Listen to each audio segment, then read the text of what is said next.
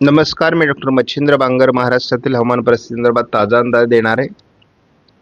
फिंगल चक्रीवादळाचा भूभागावर आल्यानंतर वेग कमी झालाय, प्रभाव कमी झालाय आणि त्यामुळे सध्या जे काही वातावरण आहे ते कर्नाटक, तेलंगणा, आंध्र प्रदेश, तामिळनाडू या काही राज्यांमध्ये त्याचा प्रभाव पडलेला आहे. महाराष्ट्रातला त्याचा प्रभाव सध्या कमी आहे. वादळाचा प्रभाव कमी होत असून सध्या तरी महाराष्ट्रामध्ये केवळ धाराशिव, लातूर, बीड पूर्व किंवा यवतमाळ, वर्धा, नांदेड या भागात थोडी ढगाळ परिस्थिती आहे. इतरत्र हलकी ढगाळ परिस्थिती असली तरी पावसाचं वातावरण नाही. सुरुवातीला आपण थंडीचा अंदाज पूर्णपणे बघणार आहोत या मॉडेलनुसार आणि हे JFS मॉडेल आहे. नंतर मात्र आपण पावसाचा अंदाज बघणार आहोत. सध्या महाराष्ट्रातील थंडी कमी झाली आहे. उद्या देखील महाराष्ट्रात थंडी कमी राहणार आहे. थोडं उत्तर महाराष्ट्रात थंडी जाणवेल. 4 तारखेला देखील महाराष्ट्रात थंडीचं प्रमाण कमी राहणार आहे. हलकी गुलाबी थंडी राहील, परंतु थंडीची लाट असणार नाही. 5 तारखेला देखील थंडीचं प्रमाण कमी. 6 तारखेला देखील थंडीचं प्रमाण महाराष्ट्रात कमीच आहे. थंडीच्या प्रमाणात उत्तरेकडून आता थोडी वाढ ही 7 तारखेपासूनच सुरू होईल. 8 तारखेला आपण बघतो पूर्व विदर्भात थोडी थंडी वाढते थंडीच्या लाटेच्या स्वरूपात. तर उत्तर महाराष्ट्र, विदर्भ, उत्तर मराठवाडा या ठिकाणी थंडीचं प्रमाण वाढायला लागेल. उत्तर महाराष्ट्रात थंडीचं प्रमाण 9 तारखेपासून वाढणं अपेक्षित राहील. पुन्हा महाराष्ट्रात कडाक्याची थंडीची लाट उत्तर महाराष्ट्र, मध्य महाराष्ट्र, उत्तर मराठवाडा, विदर्भ अशी 10 तारखेपासून सुरू होणार आहे.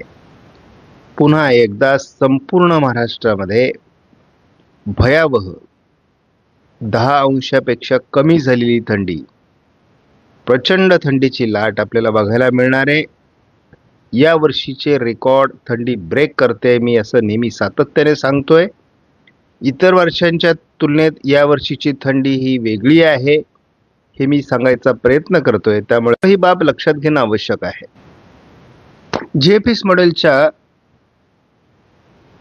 पावसाच्या अंदाज संदर्भात आपण जर बघितलं तर महाराष्ट्रामध्ये आज पश्चिम महाराष्ट्रात आणि दक्षिण कोकणात थोडी ढगाळ परिस्थिती या मॉडेलने दाखवली आहे.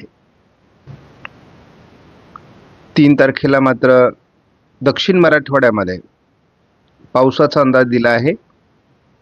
थोडा गडचिरोलीच्या दक्षिणलाही पावसाचा अंदाज दिला आहे. पावसास अनुकूल ढग थोडं दक्षिण मराठवाडा, पश्चिम महाराष्ट्र, गडचिरोली असे 4 तारखेला असणार आहे. जोरदार पावसाळी वातावरण महाराष्ट्रामध्ये गडचिरोलीच्या काही भागात, त्यानंतर लातूर, धाराशिवच्या दक्षिणी भागामध्ये, सोलापूर, काही प्रमाणात सातारा, सांगली, कोल्हापूर, रत्नागिरी, सिंधुदुर्ग भागात पावसाचा अंदाज 5 तारखेला देण्यात आला आहे.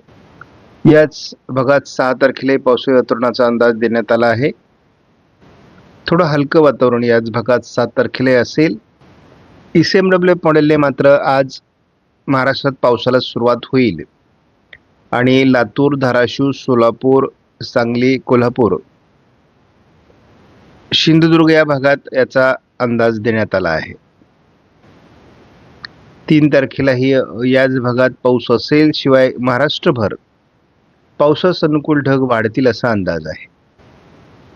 5 तारखेलाही ECMWF मॉडेलने महाराष्ट्रात पावसाचा अंदाज दिला आहे, पण अतिशय विरळ अशा प्रकारची वातावरण निर्मिती होणार आहे. कारण दक्षिण भारतातील आणि विशाखापट्टणमकडील पावसाळी वातावरण कमजोर होत आहे. 5 तारखेला मात्र महाराष्ट्रात काही भागात हलकी गारपीट आणि पावसाचा अंदाज कायम आहे. याचा जिल्हा किंवा तालुका निश्चित सांगणं थोडं कठीण असेल. 6 तारखेला हे वातावरण सोलापूर, सांगली, कोल्हापूर, सातारा, पुणे, रत्नागिरी, सिंधुदुर्ग जिल्ह्यात प्रभावी असण्याची शक्यता कायम आहे.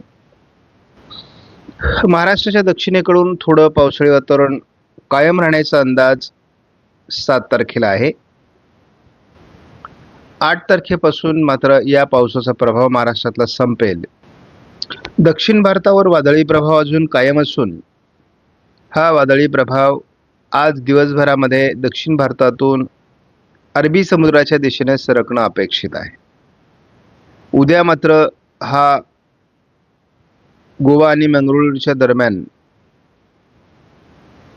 अरबी समुद्रामध्ये सरकून जाईल आणि अरबी समुद्रात सरकल्यानंतर तो विरुद्ध दिशेने प्रवास करणार आहे.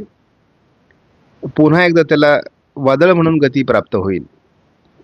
मात्र त्याचा भारतावरचा प्रभाव त्या दरम्यान कमी होणार आहे. सध्या आपण केवळ महाराष्ट्राचा विचार केला तर महाराष्ट्रामध्ये सध्या लगेचच पावसाळी परिस्थिती नाही, परंतु चंद्रपूर, गडचिरोली किंवा नांदेडच्या काही भागात हलकी मेघगर्जना होऊ शकते असा अंदाज आहे. आपण जेव्हा 8-9 तारखेपर्यंत एकत्रित अंदाज बघतो तेव्हा मात्र आपल्याला गडचिरोली, चंद्रपूर, नांदेड, बीड, अहिल्यानगर, सोलापूर, लातूर, सांगली, कोल्हापूर, रत्नागिरी, सिंधुदुर्ग, सातारा, पुणे पूर्व या भागात पावसाचा अंदाज कायम आहे. थोडंफार प्रमाणात जळगाव दक्षिण, मालेगाव पूर्व किंवा छत्रपती संभाजीनगर, जालना, बुलढाणा, अमरावतीच्या आणि अकोल्याच्या उत्तरेला पावसाचा अंदाज कायम ठेवण्यात आलेला आहे. यवतमाळ, वर्धा, नागपूर, भंडारा, गोंदिया जिल्ह्यात किंवा अमरावतीतही वाशिममध्ये देखील पावसाचं प्रमाण कमी राहण्याचा अंदाज सध्या मॉडेल देत आहे. पावसास अनुकूल ढग महाराष्ट्रात येणं आज अपेक्षित आहे. त्यामुळे आज थोडं लातूर, धाराशिव, सोलापूर, सांगली, कोल्हापूर भागात पावसास अनुकूल अशी स्थिती आज उशिरा तयार होऊ शकते असा अंदाज आहे. हे वातावरण अहिल्यानगर, बीड, परभणी, नांदेडमध्ये देखील प्रभावी असण्याची शक्यता उद्या सकाळपासून आहे. उद्या दिवसभराचा अंदाज घेतला तर महाराष्ट्रभर हे ढगाळ परिस्थिती वाढण्याचा अंदाज आहे. फार पावसाचा अंदाज नाही, परंतु महाराष्ट्रभर ढगाळ परिस्थिती अगदी नंदुरबारपर्यंत वाढेल. मालेगाव, जळगाव, अकोला, अमरावती, बुलढाणा, छत्रपती संभाजीनगर, जालना, नांदेड, परभणी, वाशिम, हिंगोली भागात पावसास अनुकूल ढग असू शकतात.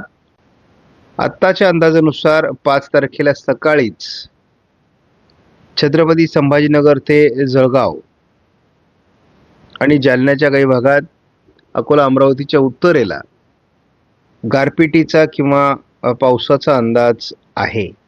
महाराष्ट्रामध्ये सांगली, सोलापूर, सातारा या भागात देखील पावसाची अनुकूल स्थिती 5 तारखेला असणं अपेक्षित आहे. तारखेला अहिल्यानगर, बीड, परभणी, लातूर, धाराशिव, सोलापूर, सांगली, कोल्हापूर, सातारा या भागात पावसाचा अंदाज आहे आणि रत्नागिरी, सिंधुदुर्गमध्ये मेघगर्जनेसह विजांच्या कडकडासह जोरदार पावसाचा अंदाज आहे. 6 तारखेला देखील महाराष्ट्रामध्ये सोलापूर, सांगली या भागात पावसाचा अंदाज कायम आहे राहील. 7 तारखेपर्यंत साधारण ढगाळ परिस्थिती, काही विभागात पावसाचं वातावरण दक्षिणेला असण्याची शक्यता आहे. मात्र फार पावसाळी वातावरण महाराष्ट्रामध्ये टिकून राहील असं नाही. 8 तारखेपासून या पावसाचा जोर महाराष्ट्रातला कमी होईल. बंगालच्या उपसागराच्या किनारपट्टी भागाकडे हे वातावरण सरकणार आहे. त्यामुळे 8 तारखेनंतर आपण पावसाचा अंदाज दिलेला नाही. त्यामुळं एकूणच पावसाचा अंदाज जसा कमी होईल तशी कडाक्याची थंडीची लाट महाराष्ट्रामध्ये उसळणार आहे आणि याचा प्रकृतीवर आणि वातावरणावर, पिकांवर देखील परिणाम होईल. त्यामुळे शेतकरी जाणकार आहेत. त्यांनी आपल्या पिकांना कुठल्या फवारण्या घ्यायच्या त्या घ्याव्यात आणि रोगराईपासून पिकांचा बचाव करावा. आपणास व्हिडिओमधील माहिती महत्त्वपूर्ण वाटल्यास लाईक करा, शेअर करा, चॅनलला सबस्क्राईब करा. धन्यवाद.